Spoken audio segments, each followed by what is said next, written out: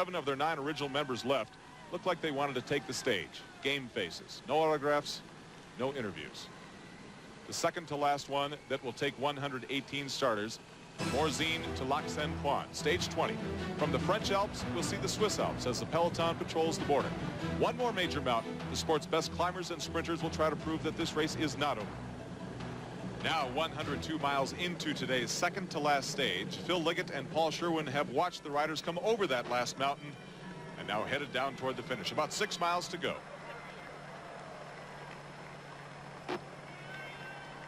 Well, this has been a tour of mixed feelings for Francis Moreau, the rider here, just tapping the other rider on the back.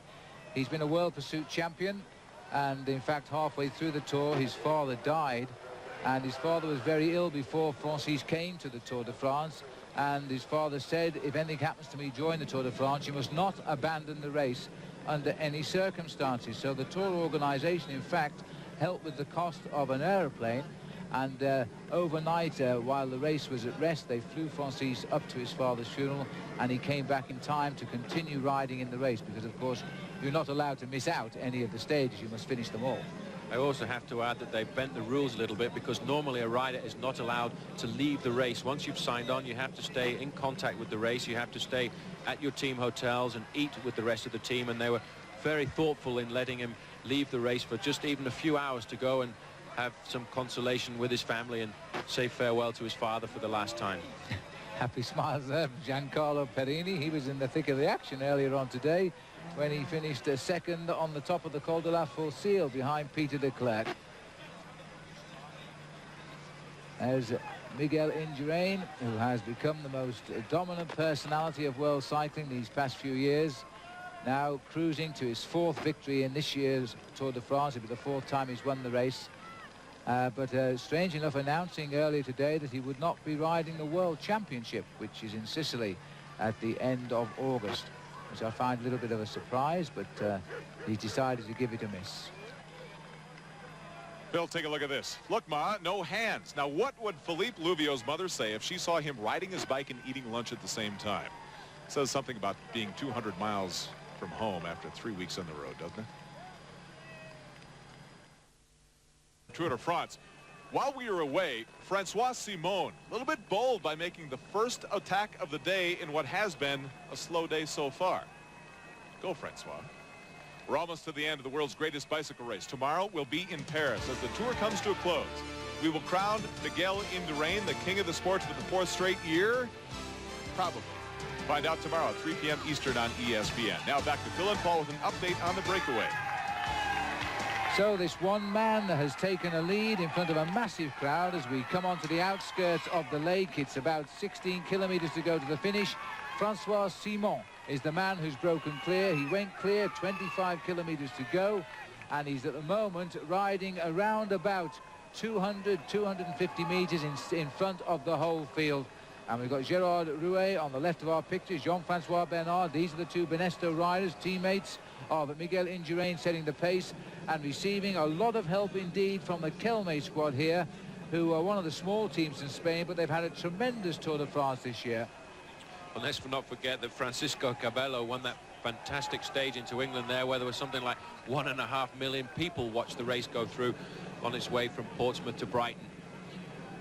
And there in the background, the TGV, the Train Grande Vitesse, the famous high-speed train here in France, and one of those chartered tonight to speed the riders away from this area in France, the 4 or 5 hours or so to Euro Disney, where the final stage of the Tour de France will start tomorrow. At the moment, the riders preoccupied now. They've had a very, very steady ride, to say the least, right through and away from the Alps. They've hardly bettered 32 kilometers an hour. But that average is shot up now to over 40 kilometers an hour during the last hour of racing. And this rider here, Francois Simon, whose brothers have all won stages in the Tour de France, and in the case of Pascal, worn the yellow jersey as well, now trying to get in his second tour a stage win too. Well, that would be fantastic for the Simon family if he could actually step up there with his brothers, because they've been a fantastic cycling family, all 4 of them. I raced actually with 2 of them. Régis, who won a stage in the Tour de France in 1985, the afternoon after Stephen Roach won the stage to the top of the Col de l'Aubisque. And then also Jérôme Simon, the other brother who won a stage to Strasbourg a couple of years ago when he was riding for the Z squad. But you know, Paul, looking down there, we just saw the helicopter shot. It looked to me as though, in fact, poor old Francois, this little drag here is hurting him. We're now beginning to swing onto the far side of the lake. You can't see the finishing line, but it is actually on the other side of the lake, on the right shoulder of the riders. This is a very, very pretty area of France, and the Tour hasn't been in this region before. It's hard to imagine after 81 Tours de France that there is anywhere that this race has not been, but this is one of the areas. And the attack has gone now from Motorola, and it looks to me as though we have, in fact, it's Michel Derniche who's gone clear. Michel Derniche, the Belgian rider on the Motorola squad, has tried to jump clear. You can see at the back there, he's still got his raincoat because the riders have had a very wet day today. It's been raining, it's been dry, so they haven't got rid of these raincoats and they've got them in their back pockets. But you see, actually, Derniche has made a very good move here, and he's straight away almost half bridged the gap across to Francois Simon. But I would think that the main field aren't going to let him get too far ahead because they're extremely organized at the moment. You've got the Banesto squad obviously doing their work because they're the team of the yellow jersey, but also the Polti team are working and the Kelme squad are working. And you can see that Derniche's attack there was almost in vain, because the moment when he is going to catch Francois Simon, he's going to be caught by the whole field. And he's going to be swept aside too, because the Polti team have brought that race up very, very quickly indeed. Now their answer is they want their little man Jamaldin Abdou-Japarov up here, and so too has the Chazal team taken part in the big close down there. So Michel Derniche of Team Motorola is trying to set his team up for an attack. Remember now, with 7 of 9 guys left on Motorola, this is one of the strongest teams remaining in the 94th Tour de France. Back in a moment. Just to the right, the finish line, dead ahead. A 3-man breakaway, trying to put time and distance between themselves and the peloton. Well, we stay on the side of the lake now until we find the finishing line, but it's still a little way to go, outside 10 kilometers yet from the line, and Michel Derniche of Belgium has pulled away a small group once more. So you're right, Paul, I think you're absolutely right. That is Herminio Diaz-Zabala on the back of the line, and I think it's Uchikov, the rider in the middle from Polti, and it is indeed. So they're the 3 riders who've gone clear. And now Uchikov, again, the teammate of the rider in the green jersey, I don't think is going to work. In fact, that's Phil Anderson who jumped away there. It looked very much like the style of Michel Derniche from the helicopter, but getting down there alongside the motorbike, we can now see that it's Phil Anderson, and that may well be why Michel Derniche launched his attack before, so that Anderson could then launch the counter-attack. And there seems to be a little bit of a slowing down in the main field now, and that might be the chance for those 3 riders to go clear. A brief glimpse of Flavio Vanzella, an early leader in the Tour de France, looked a little bit worried about the proximity of that horse alongside the race, but it seemed to be under control. Well, Anderson's had a very quiet Tour de France this year, former yellow jersey and indeed a former winner of the Best Young Rider competition a few years ago now. Phil has been around a long time, without doubt Australia's finest road racing cyclist on the professional circuit. And he now, I think, would like to have a little bit of a result out of one of the stages of the Tour de France, and time is running out. There's only tomorrow's stage before this race is over. So, Phil, with 6 miles to go to the finish, here's the situation. An exhausted field rode slowly up to the 88-mile marker. Then, at the last sprint of the day, the leaders launched into action. The attacks are now underway as Motorola's Phil Anderson carries out their game plan. As slow as the pace has been today, we have lost 2 more riders to exhaustion. Now, let's get back to Paul.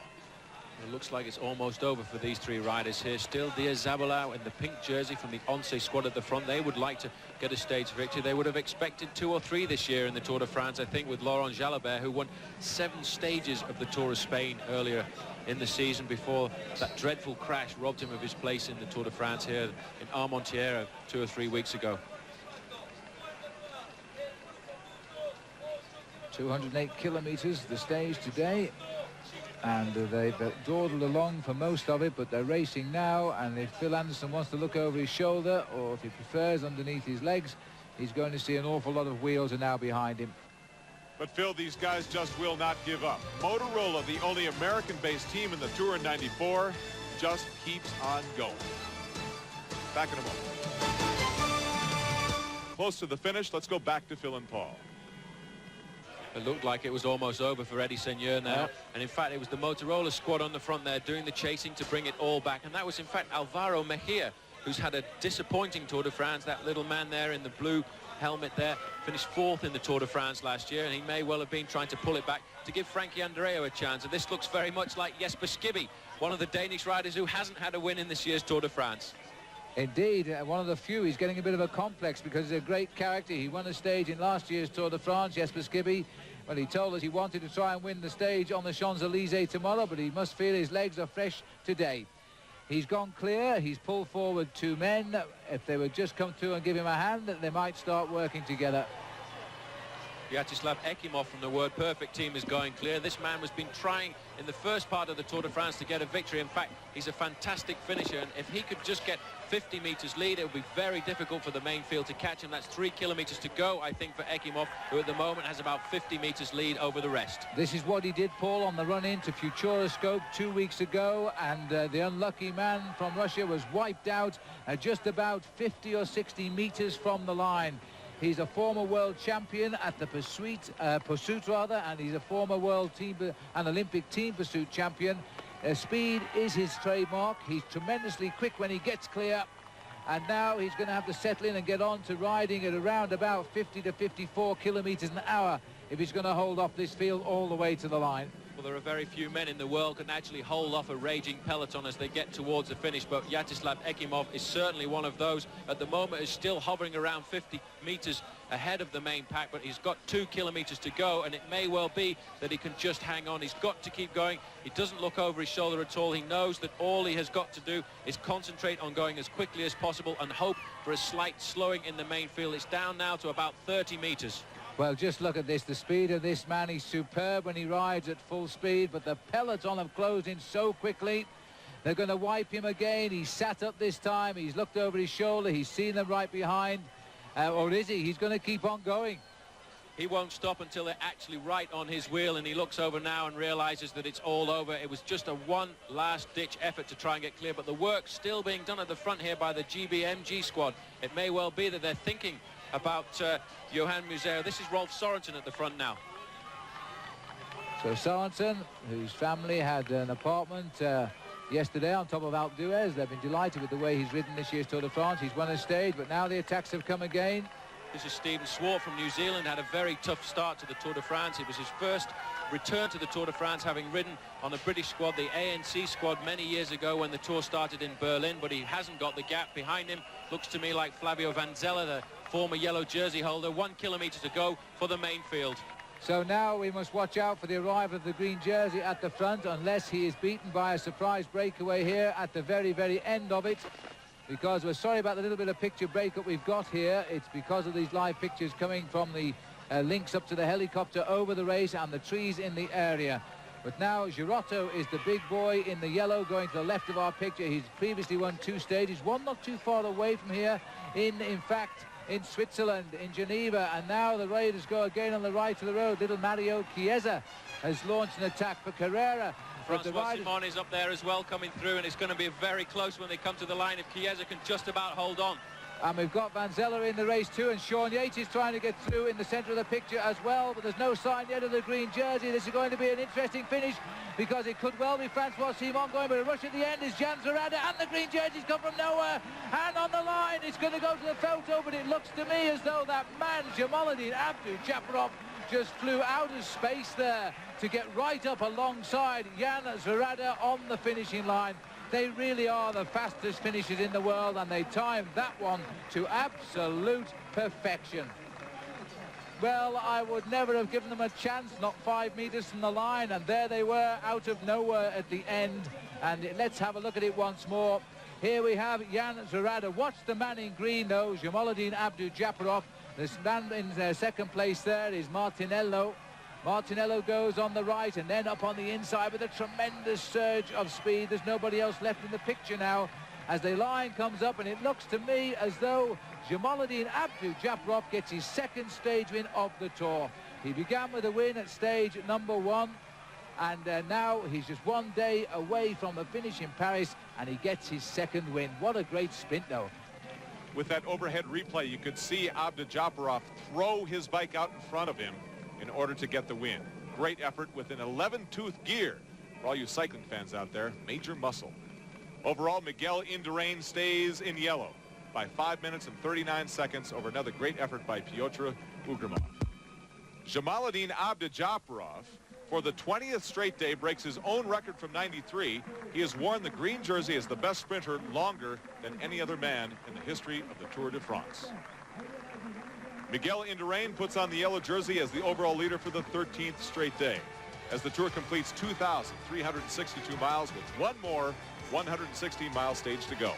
The Eiffel Tower is on the horizon tomorrow when we go from Euro Disney to the Champs-Élysées in the final stage of the 1994 Tour de France. We'll be here at 3 p.m. Eastern, noon Pacific.